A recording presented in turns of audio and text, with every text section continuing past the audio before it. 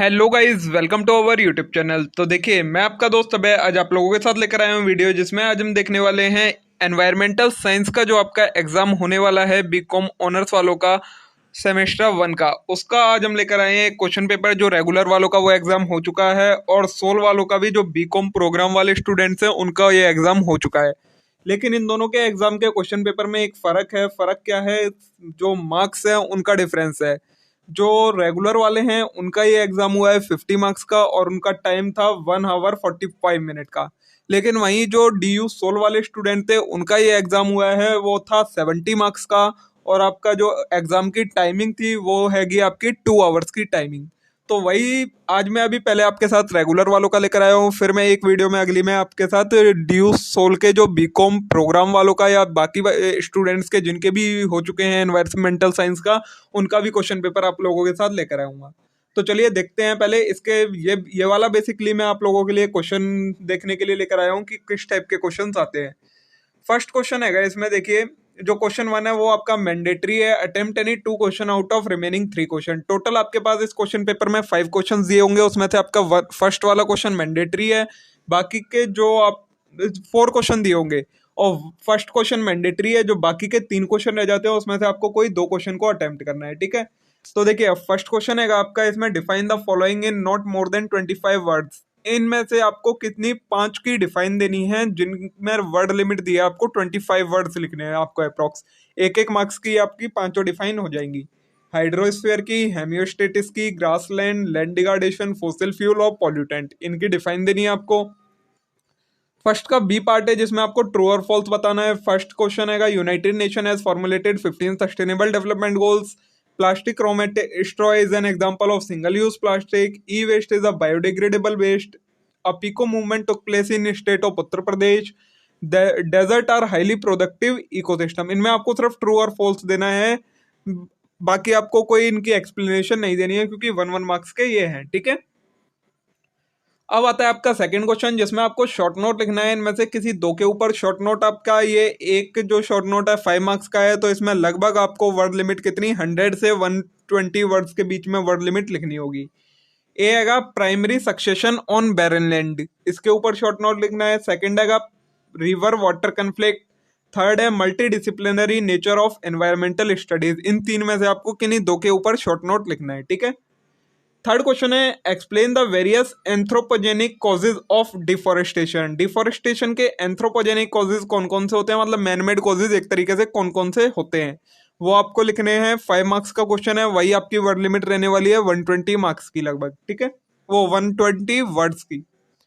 B हैगा briefly discuss the importance of mangrove forest. जो आपके टाइप्स ऑफ फॉरेस्ट में एक मैनग्रोव टाइप का फॉरेस्ट होता है, उसकी क्या इंपॉर्टेंस है वो आपको एक्सप्लेन करनी है। ये भी आपका 5 मार्क्स का है, तो 120 वर्ड्स आपको इसमें भी लिखने होंगे लगभग।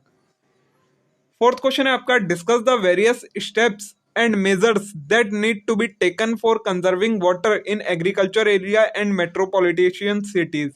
मतलब आपका जो एग्रीकल्चरल एरिया है और मेट्रोपॉलिटिशियन सिटीज हैं, वहां पर आप वाटर को कैसे कंजर्व कर सकते हैं, उनमें कुछ स्टेप्स के बारे में आपको एक्सप्लेन करना है। ये भी आपका 10 मार्क्स का क्वेश्चन है, तो इसमें आपको लगभग कितने 200 से 250 वर्ड्स लिखने होंगे, ठीक है।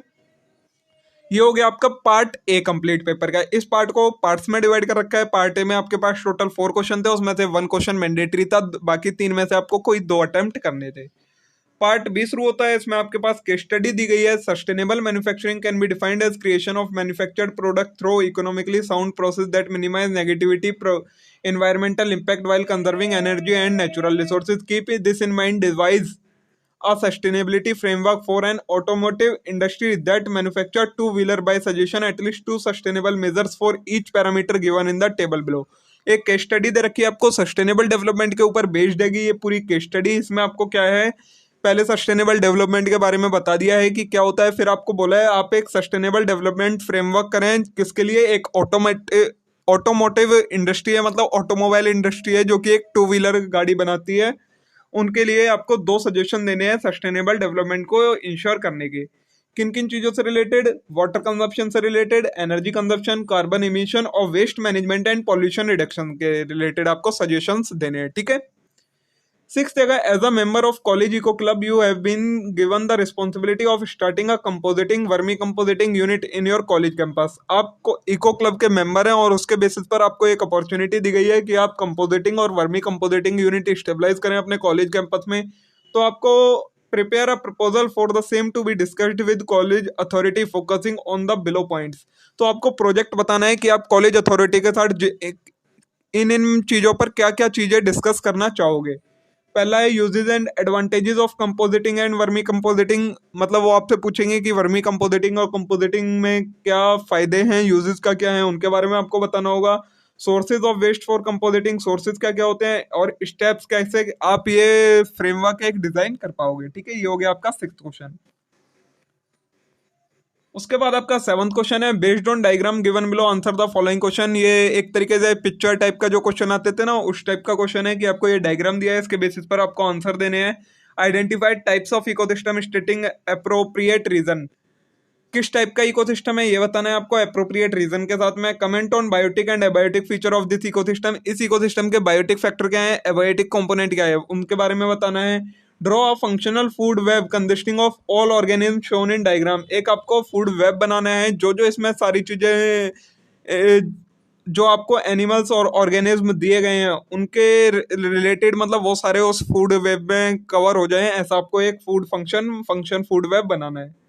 फिर अगर D briefly mention the importance of this ecosystem, और इस इकोसिस्टम की इंपॉर्टेंस को मेंशन करना है। ठीक है, तो देखिए दोस्तों, ये था आपका रेगुलर वालों का जो 50 मार्क्स का एग्जाम हुआ था। इसके लिए आपको 1 आवर 45 मिनट का टाइम मिला हुआ था, 2 पार्ट में पेपर को डिवाइड कर रखा था।